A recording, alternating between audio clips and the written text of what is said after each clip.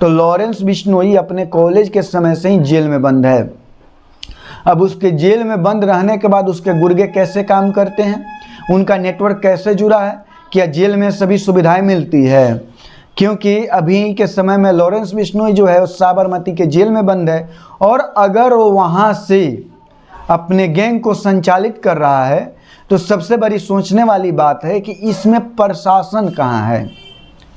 अब लोगों को डर है, चूँकि बाबा सिद्दीकी की हत्या के पीछे बताया जा रहा है कि सलमान खान का नज़दीकी होने के कारण उनकी हत्या की गई है।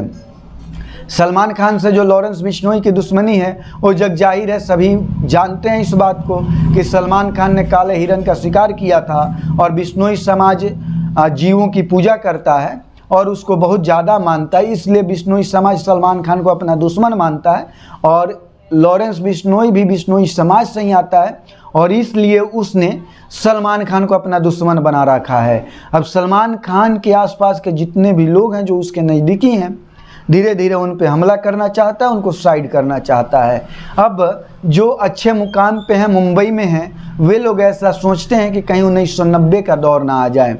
1990 के दौर को याद करके लोग सहम जाते हैं, क्योंकि 1990 का वो दौर था जिसमें कि दाऊद गैंग सक्रिय था और कभी भी किसी भी व्यक्ति को उसकी हत्या करवा सकता था।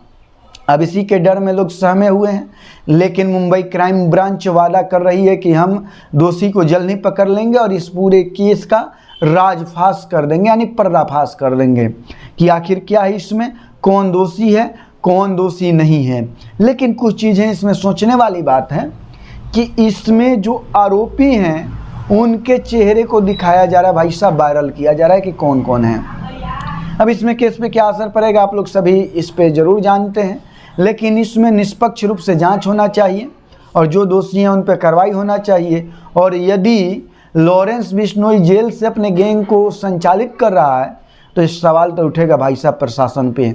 एक सवाल और भी उठेगा कि वाई कैटेगरी की सुरक्षा होने के बावजूद भी मात्र 3 पुलिसकर्मी क्यों मौजूद थे। बाबा सिद्दीकी का जो जुड़ाव है वो बिहार के गोपालगंज के माझागढ़ शेख टोली से है।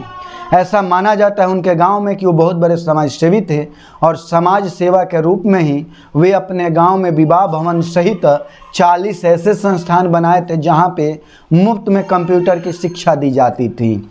और इसी को याद करके उनके गांव वाले काफ़ी दुखी हैं और वो इसका शोक मना रहे हैं। यानी सही मायने में बोला जाए तो बाबा सिद्दीकी का जो जुड़ाव है वो बिहार के गोपालगंज के माझागढ़ शेख टोली से होने के कारण बिहार के लोग भी इसके लिए दुखी हैं। अब बात कर लेते हैं कि बाबा सिद्दीकी के बारे में। तो उनके पिताजी अब्दुल रहीम होते हैं जो कि 1970 में रोज़गार के तलाश में मुंबई पहुंच जाते हैं। मुंबई जाने के बाद वे घड़ी बनाने की दुकान खोलते हैं और बाबा सिद्दीकी यानी कि जयमुन सिद्दीकी जो उनका मूल नाम है, वे भी उस दुकान में अपने अब्बा या अपने पिताजी का हाथ बटाते हैं और दुकान पे काम करते हुए अपना शिक्षा ग्रहण करते हैं। शिक्षा ग्रहण करते समय ही वे कांग्रेस पार्टी से जुड़ जाते हैं और सन 1999 फिर 2004 फिर 2009 में वे कांग्रेस से एमएलए बनते हैं और एमएलए बनने के बाद मंत्री भी बनते हैं। अब इनकी जो कहानी है, एक घड़ी दुकानदार से मंत्री पद तक पहुंचना कितनी बड़ी बात है। अभी वर्तमान में उनके जो बेटे हैं जीशान सिद्दीकी वे भी एमएलए हैं। घटना हुई है जो उनकी हत्या हुई है जीशान सिद्दीकी यानी कि उनके जो बेटे एमएलए हैं उनके ऑफिस के बाहर हुई है। ऐसा माना जाता है कि लॉरेंस बिश्नोई गुट की जो गुर्गे हैं उन्होंने ही उनकी हत्या की है। इसमें 2 उत्तर प्रदेश के बताया जा रहे हैं, एक हरियाणा का बताया जा रहा है। अब सबसे बड़ी बात जो इसमें सामने निकल के आ रही है वो ये है कि बाबा सिद्दीकी को धमकी मिली थी और धमकी मिलने के बाद उनको वाई कैटेगरी की सुरक्षा दी गई थी। वाई कैटेगरी की सुरक्षा में 11 पुलिसकर्मी होते हैं जिसमें 1 या 2 कमांडो होते हैं। लेकिन जो बाबा सिद्दीकी को सुरक्षा मिली थी उनकी हत्या के समय में मात्र और केवल मात्र 3 पुलिसकर्मी मौजूद थे। अब सबसे बड़ी सोचने वाली बात है कि वाई कैटेगरी की सुरक्षा मिलती है और मात्र 3 पुलिसकर्मी मौजूद होते हैं, तो इसमें आप किसको दोषी बताएंगे। हालांकि पक्ष और विपक्ष जो है, जो महाराष्ट्र में है या फिर जो देश में है, यानी leader of opposition Rahul Gandhi से लेकर महाराष्ट्र में जो विपक्ष में हैं, शरद पवार की एनसीपी हो, उद्धव ठाकरे हो, ये सभी लोग जो हैं इस घटना के बारे में काफ़ी अलग अलग बातें कर रहे हैं। लेकिन जो सबसे बड़ी बात है इसमें कि उप मुख्यमंत्री देवेंद्र फडणवीस और फिर जो मुख्यमंत्री एकनाथ शिंदे हैं, दोनों लोगों ने इसमें यथाशीघ्र जांच करके कड़ी कार्रवाई का वादा किया है।